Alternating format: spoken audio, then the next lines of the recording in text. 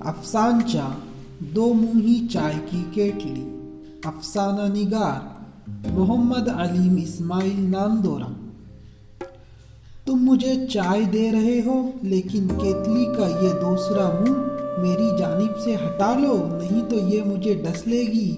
میں نے چائے والے سے کہا، کیا بات کرتے ہو بھائی، چائے کی کیٹلی بھی بھلا ڈستی ہے کسی کو؟ اس نے حیرت کا اظہار کیا۔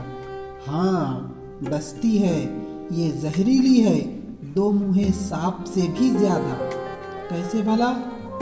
اس نے تعجب سے پوچھا۔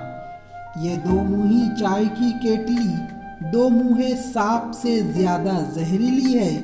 سانپ اپنے دونوں منہ سے ڈسنے کا کام کرتا ہے، اس لیے زیادہ تر لوگ اس سے دور ہی رہتے ہیں اور اس کے دھوکے میں نہیں آتے، لیکن یہ کیتلی اپنے ایک منہ سے چائے پلاتی ہے۔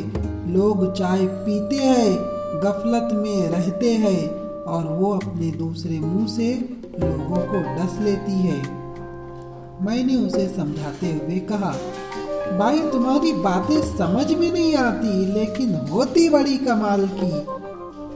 اچھا تو پھر ایک سوال پوچھتا ہوں، شاید تم سمجھ جاؤ۔